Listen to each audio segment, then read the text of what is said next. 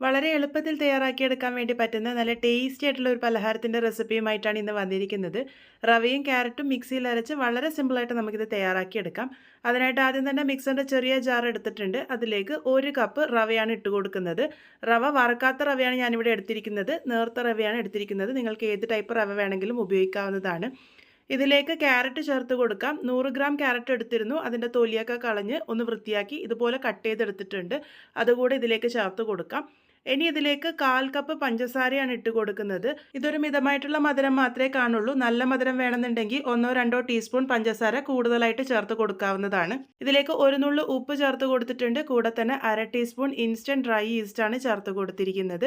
ഇനി ഇതിലേക്ക് ചെറു ചൂടായിട്ടുള്ള പാല് ചേർത്ത് കൊടുക്കാം. 1/2 കപ്പ് പാലാണ് എടുത്തിരിക്കുന്നത്. അത് മുഴുവനായിട്ടും തന്നെ ഒഴിച്ചു കൊടുത്തിട്ടുണ്ട്. അതിനുശേഷം ഇത് നല്ല ഫൈനായിട്ട് തന്നെ ഒന്ന് അരച്ചെടുത്തിട്ട് വരാം. നമ്മളുടെ ബാറ്ററി ഇതുപോലെ സ്മൂത്ത് ആയിരിക്കാൻ വേണ്ടിയിട്ട് ശ്രദ്ധിക്കണം. ക്യാരറ്റിൻ്റെ ചെറിയ ചെറിയ കഷ്ണങ്ങളുണ്ടായാൽ കുഴപ്പമില്ല. അതൊരു ബൗളിലേക്ക് ഒഴിച്ചു കൊടുത്തിട്ടുണ്ട്. അതിനുശേഷം ഇതിലേക്ക് 1/4 ടീസ്പൂൺ ഏലക്കപ്പൊടി കൂടെ ചേർത്ത് കൊടുത്തിട്ടുണ്ട്. ഇത് നിങ്ങൾക്ക് നേരത്തെ വേണമെങ്കിലും ചേർത്ത് കൊടുക്കാം. ഞാൻ ചേർത്ത് കൊടുക്കാൻ മറന്നുപോയിരുന്നു. അതാണ് ഇപ്പോൾ ചേർത്ത് കൊടുത്തിരിക്കുന്നത്. ഒന്ന് നല്ലപോലെ മിക്സ് ചെയ്തെടുത്തതിന് ശേഷം ഈ ഒരു കൂട്ട് ഒന്ന് റെസ്റ്റ് ചെയ്യാൻ വേണ്ടി വെക്കണം. 1 മണിക്കൂർ നേരത്തേക്കാണ് ഞാനിവിടെ റെസ്റ്റ് ചെയ്യാൻ വേണ്ടി വെച്ചിരിക്കുന്നത്. ആ ഒരു സമയമാകുമ്പോഴേക്കും കൂട്ട് നല്ല പോലെ തന്നെ ഒന്ന് ഫെർമെൻ്റായി കിട്ടും.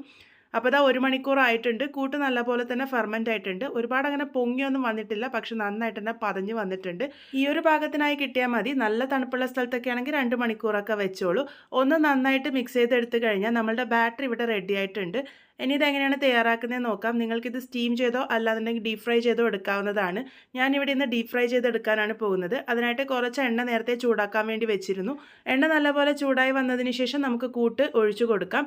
ഇതുപോലെ കയ്യിലൊരല്പം വെള്ളമാക്കിയിട്ട് ഇതുപോലെ പിഴിഞ്ഞിട്ട് കൊടുത്താൽ മതി. ഈസി ആയിട്ട് നമുക്ക് തയ്യാറാക്കി എടുക്കാൻ വേണ്ടി പറ്റും. ഞാനിതുപോലെ ചെറിയ ചെറിയ ഉരുളകളാക്കിയിട്ടാണ് ഇട്ട് കൊടുക്കുന്നത്. അതുകൊണ്ട് തന്നെ ഇത് കുക്കാവാനും ഒരുപാട് സമയമൊന്നും എടുക്കില്ല. അത് നോക്കൂ, നന്നായിട്ട് തന്നെ പൊങ്ങി ഒരു ബോൾ പോലെ തന്നെ ആയി വരുന്നുണ്ട്. നമ്മൾ ഏത് ഷേപ്പിലേക്ക് ഇട്ട് കൊടുത്താലും അത് നല്ല ഉരുണ്ട് തന്നെ വന്നോളും. ഇതുപോലെ ഒന്നിട്ട് കൊടുത്തതിന് ശേഷം ഫ്ലെയിം മീഡിയത്തിലോട്ടേക്ക് ആക്കി വെച്ചോളൂ. മീഡിയം ടു ലോ ഫ്ലെയിമിൽ വെച്ചിട്ട് വേണം പിന്നെ കുക്ക് ചെയ്തെടുക്കാൻ വേണ്ടിയിട്ട്.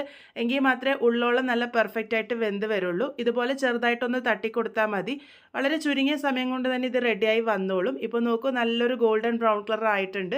ഇതുപോലെ ഇടയ്ക്കിടയ്ക്ക് തട്ടിക്കൊടുക്കാൻ വേണ്ടി ശ്രദ്ധിക്കുക. മീഡിയം ടു ലോ ഫ്ലെയിമിൽ വെച്ച് കുക്ക് ചെയ്യാനും ശ്രദ്ധിക്കുക. ഈ ഒരു കളറാകുമ്പോൾ നമുക്കിത് എണ്ണയിൽ നിന്നും കോരി മാറ്റാം. അപ്പോൾ അതാ നല്ല ടേസ്റ്റി ആയിട്ടുള്ള മൈദയൊന്നും ചേർക്കാത്ത നമ്മളുടെ പലഹാരം ഇവിടെ റെഡി ആയിട്ടുണ്ട്. ആ ഒരു കൂട്ട് നേരത്തെ ആക്കി വെക്കണം എന്നുള്ള ആ ഒരു പ്രോസസ്സ് മാത്രമേ ഇതിൽ കുറച്ച് പണിയായിട്ടുള്ളൂ. ബാക്കിയുള്ള എല്ലാ പരിപാടിയും വളരെ സിമ്പിൾ അല്ലേ? ശരിക്കും ഇത് നല്ല എളുപ്പത്തിൽ തയ്യാറാക്കിയെടുക്കാൻ വേണ്ടി പറ്റുന്ന നല്ലൊരു പലഹാരം തന്നെയാണ്. കുട്ടികളൊക്കെ സ്കൂൾ വിട്ട് വരുമ്പോൾ വളരെ എളുപ്പത്തിൽ നമുക്കിത് തയ്യാറാക്കി എടുക്കാൻ വേണ്ടി പറ്റും. പുറമെ നല്ല ക്രിസ്പി ആയിട്ടിരിക്കും, ഉള്ളിൽ നല്ല സ്പോഞ്ചിയും സോഫ്റ്റും ആയിരിക്കും. എന്തായാലും ട്രൈ ചെയ്ത് ഫീഡ്ബാക്സ് ഒക്കെ പറയാൻ മറക്കരുത്. വീണ്ടും ഒരു നല്ല റെസിപ്പിയുമായി കാണാം.